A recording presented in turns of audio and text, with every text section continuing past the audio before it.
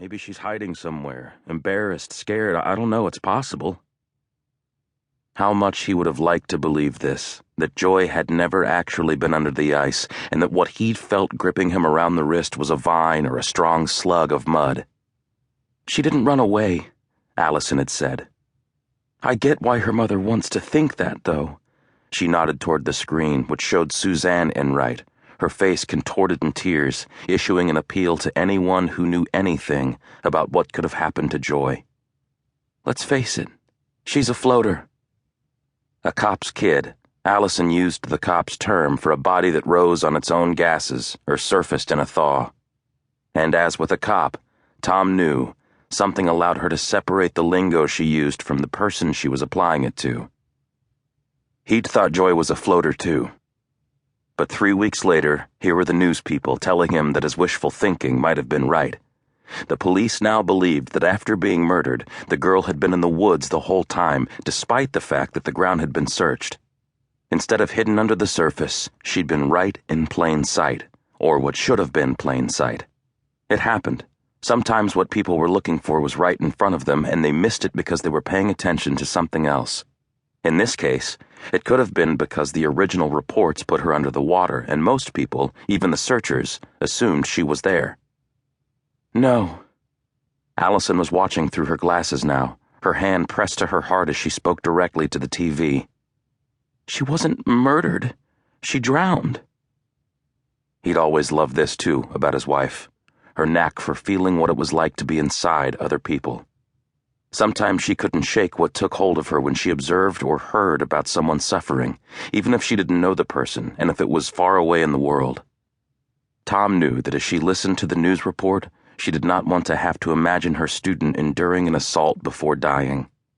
In the old days, she would have told him this. She would have wanted to talk about it.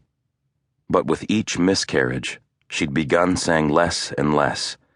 And though he'd done his best to put off realizing it as long as he could, he'd understood for a while now, even before what she did to him at the end of October, that if something didn't change, and soon, they might never find their way out of the trouble they were in.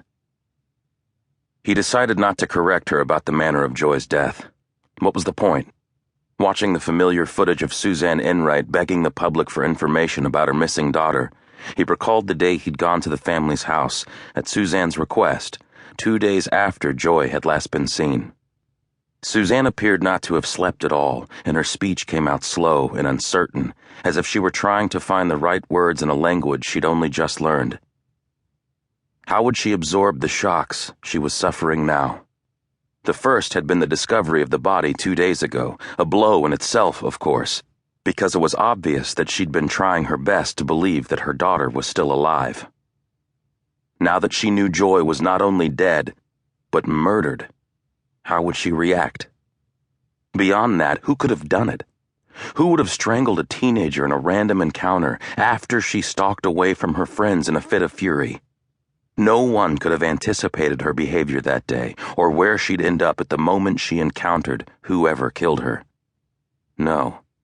It was more likely that someone had been following her, watching, waiting for the right moment to pounce and grab. Maybe he, it was always a he, hadn't meant for her to die.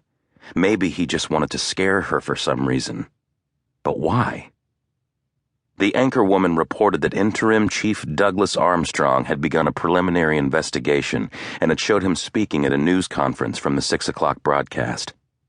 Even though Doug had been in the position for 5 months, Tom found himself still doing double takes when he saw his father-in-law on TV. The dark cloth of his uniform showed up his blue eyes brighter than in real life, even on the small screen. Police are looking for a black man seen in the vicinity of Elbow Pond the day Joy Enright disappeared, the anchorwoman said, her face and voice containing that solemnly ominous tone they all used when they wanted to make it seem they felt personally affected by the stories they read from their scripts. The man is not being sought as a suspect at this time, but is a person of interest. A black man seen in the vicinity of Elbow Pond. The words rose to jab Tom under the ribs, and he shoved the covers aside. What? Allison murmured. Nothing. You should get some sleep. How can I do that? She gestured to the TV.